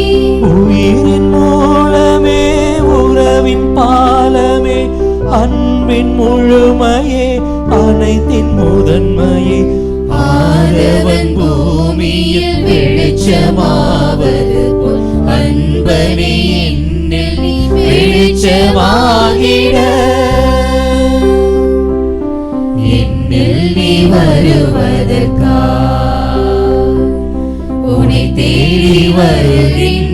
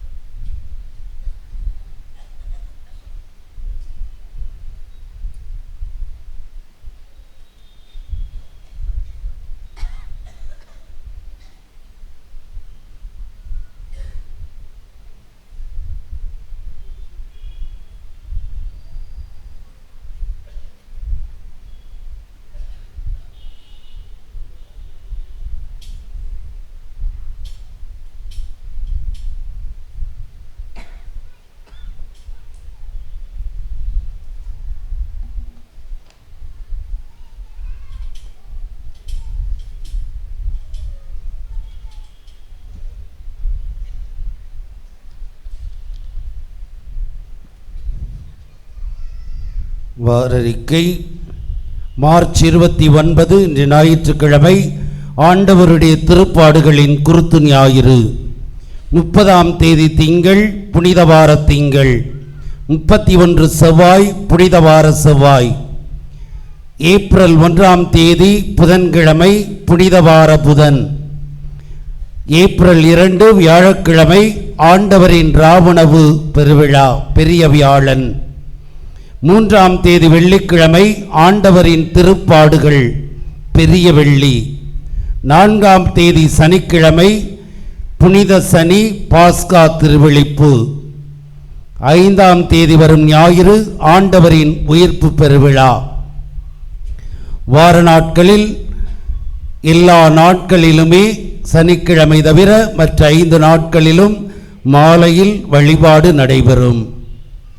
அன்புக்குரியவர்களே, 2ஆம் தேதி வியாழக்கிழமை ஆண்டவரின் ராவுணவு திருப்பலியானது மாலை 6 மணிக்கு 6:30 மணிக்கு ஆரம்பமாகும். திருப்பலியிலே பாதம் கழுவும் சடங்கு நடைபெறும். நள்ளிரவு 12 மணி வரை நற்கருணை ஆராதனை நடைபெறும். அன்று பசிப்பிணி ஒழிப்பு காணிக்கை எடுக்கப்படும். ஏற்கனவே கொடுக்கப்பட்ட உண்டியல்களை அன்பிய பொறுப்பாளர்கள் உங்கள் இல்லங்களில் வந்து பெற்றுக்கொள்வார்கள். மொத்தமாக அன்றைய நாளில் அன்பிய பொறுப்பாளர்கள் அந்த காணிக்கை ஒப்படைப்பார்கள். அதிக நேரம் எடுப்பதால் அன்பிய பொறுப்பாளர்களிடம் கொடுத்து உதவ அன்போடு அழைக்கிறேன். அன்று நள்ளிரவு 12 மணி வரை நற்கருணை ஆராதனையானது நடைபெறும் நிலையிலே 8லிருந்து 9 மணி வரை எப்பொழுது திருப்பலி முடிகிறதோ அதிலிருந்து மரியாயின் சேனையினரும் பாடகர் குழுவினரும், 9:30 மணியிலிருந்து 10 மணி வரை பேதுரு அன்பியம், 10 மணியிலிருந்து 10:30 வரை நற்செய்தி பணியாளர்கள், 10:30 11 மணி வரை புனித ஆரோக்கிய அன்னை அன்பியம், 11 மணியிலிருந்து 12 மணி வரை புனித அந்தோணியார் அன்பியமும் ஜோசப்பாஸ் அருட்சகோதரிகளும். அடுத்த நாள் வெள்ளிக்கிழமை காலை 6 மணி முதல் 6:30 மணி வரை அக்ஸீலியம் அருட்சகோதரிகள், 6:30 முதல் 7 மணி வரை லெய்கா அருட்சகோதரிகள், 7 முதல் 7:30 மணி வரை ஜோமாலை அன்னை அன்பியம், 7:30 முதல் 8 வரை புனித யூதா ததை அன்பியம், 8 முதல் 8:30 வரை புனித அன்னை தெரசா அன்பியம், 8:30 முதல் 9 மணி வரை பவுல் அன்பியம், 9 மணி முதல் 9:30 வரை புனித யோவான் அன்பியம், 9:30 மணி முதல் 10 மணி வரை சவேரியார் அன்பியம், 10 மணி முதல் 10:30 வரை குழந்தை இயேசு அன்பியம், 10:30 முதல் 11 மணி வரை மார்க் அன்பியம், 11 மணி முதல் 11:30 மணி வரை யாக்கூப் அன்பியம், 11:30 மணி முதல் 12 மணி வரை ஜான் மரிவியானி அன்பியம், 12 முதல் 12:30 வரை மத்தேய் அன்பியம், 12:30 முதல் 1 மணி வரை கத்தோலிக்க சங்கம், 1 மணி முதல் 1:30 மணி வரை சகாய அன்னை அன்பியம், 1:30 முதல் 2 மணி வரை யோசேப் அன்பியம், 2 முதல் 2:30 மணி வரை தோமா அன்பியம், 2:30 முதல் 2:30 வரை திருவழிபாட்டுக்குழு மற்றும் மரியாயின் சேனை, 2:30 முதல் 3 மணி வரை பொது ஆராதனை, 3 மணியோடு ஆராதனை முடிவுறும். 5 மணிக்கு திருச்சிலுவை பாதையானது ஆரம்பமாகி தொடர்ந்து வெள்ளிக்கிழமை சடங்குகள் நடைபெறும். பெரிய சனி அன்று சடங்குகள் சரியாக இரவு 11 மணிக்கு ஆரம்பமாகும். அந்த சடங்கிலே நம்முடைய திருமுழுக்கை புதுப்பிப்பதற்கான மெழுகுதிரிகள் ஆலய வளாகத்திலே ஜோசப்பாஸ் அருட்சகோதரிகளால் விற்கப்படும். எனவே பெற்றுக்கொள்ள அன்போடு அழைக்கப்படுகிறீர்கள். இந்த வாரம் முழுவதும் எல்லா நிகழ்வுகளிலும் பக்தியோடு கலந்து கொள்ள உங்களை அன்போடு அழைக்கிறேன். பெரிய வெள்ளியன்று எடுக்கப்படும் காணிக்கை ஏற்கனவே உங்களுக்கு தெரிந்தது போல புனித பூமிக்கு அனுப்பப்படும். முத்தி செய்யக்கூடிய காணிக்கை, பசிப்பினி ஒழிப்பு இயக்கத்திற்கான காணிக்கை மறைமாவட்டத்திற்கு அனுப்பப்பட்டு பல இடங்களுக்கு, ரோமுக்கு அனுப்பப்பட்டு பல இடங்களுக்கு பிரித்து அனுப்பப்படும். எனவே கொடுக்கப்பட்ட உண்டியல்கள் கோயிலிலிருந்து கொடுக்கப்பட்டது மீண்டும் எங்கே வரணும்? கோயிலுக்கு வரணும். நான் பல வீட்டில் கேரல்ஸ் வரும்போது பார்ப்பேன், அந்த உண்டியல் எங்கே இருக்கும்? உங்கள் வீட்டில் கரெக்டாக அந்த இடத்துல வச்சுருப்பீங்க. 500 கொடுத்தா 200 உண்டியல் மட்டும்தான் வரும். அதனால் அன்பிய பொறுப்பாளர்கள் இந்த முறை உங்களுடைய காணிக்கைகளை பெறுவார்கள். பெற்று மொத்தமாக அன்பியம் வாரியாக வியாழக்கிழமை அன்று காணிக்கைகளை ஒப்படைப்பார்கள். இன்று மாலை 5 மணிக்கு ஒப்புரவு வழிபாடும் ஒப்புரவு அருட்சாதனமும் நடைபெறும். எனவே கலந்து கொண்டு வருடத்திற்கு ஒரு முறையாவது என்ன செய்யணும்? நல்ல பாவ செய்யத்தனம் செய்யணும். அதிகமான பேர் பங்கெடுப்பதில்லை. இந்த ஒரு நாளை பயன்படுத்துங்க. வருடத்திற்கு ஒரு முறை என்று அப்பயே திருச்சபையில் சொல்லியிருக்காங்க, வருஷத்துக்கு ஒரு முறை தான் நல்லா முடிப்பாங்கன்னு சொல்லிட்டு. அதனால் அதற்குரியது இன்று சரியாக 5 மணியிலிருந்து 7 மணிக்குள் பல குருக்கள் வருவார்கள். எனவே ஒப்புரவு அருட்சாதனத்தை பெற்று வரவிருக்கும் புனித வாரத்தை நல்ல முறையிலே கொண்டாட அன்போடு அழைக்கிறேன். செவ்வாய்க்கிழமை வழக்கம் போல நமது மரியன்னை பேராலயத்திலே எண்ணெய் திருப்பலியானது, மந்திரிக்கப்படும் திருப்பலியானது நடைபெறும். ஜெபிப்போமாக. என்றென்றும் உள்ள எல்லாம் வல்ல இறைவாம், தாழ்மையின் எடுத்துக்காட்டை மனித இனம் பின்பற்ற எங்கள் மீட்பரை மனித உடல் எடுக்கவும் சிலுவையை ஏற்றுக்கொள்ளவும் செய்தீரே. அதனால் நாங்கள் அவரது பொறுமையை கற்றுக்கொண்டு அவரது உயிர்ப்பில் பங்கேற்க தகுதி பெறுமாறு எங்களுக்கு கனிவாய் அருள்வீராக. உம்மோடு தூயாவியாரின் ஒன்றைப்பில் இறைவனா என்றென்றும் வாழ்ந்து ஆட்சி செய்கின்ற எங்கள் ஆண்டவரும் உம் திருமகனுமாகிய கிறிஸ்து வழியாக உம்மை மன்றாடுகின்றோம். ஆண்டவர் உங்களோடு இருப்பாராக.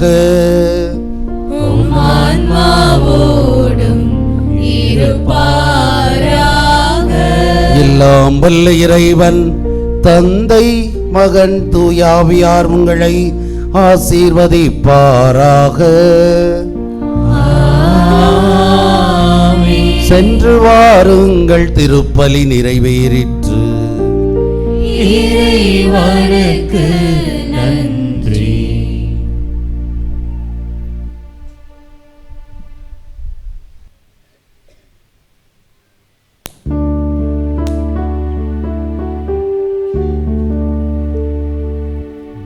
நிலையான புகழுக்குரிய தூய நற்கருணைக்கு எல்லா காலமும் தொழுகையும் புகழும் போற்றியும் மாட்சிமையும் உண்டாக கடவது. தந்தை மகன் தூய ஆவியானவரின் பெயராலே ஆமென். கிறிஸ்து ராஜா வாழ்க. ராஜ்யம் வருக. தூய கன்னி மரியாளே எங்களுக்காக வேண்டிக் கொள்ளும். புனித சூசேப்பரே எங்களுக்காக வேண்டிக் கொள்ளும். புனித அந்தோனியாரே எங்களுக்காக வேண்டிக் கொள்ளும்.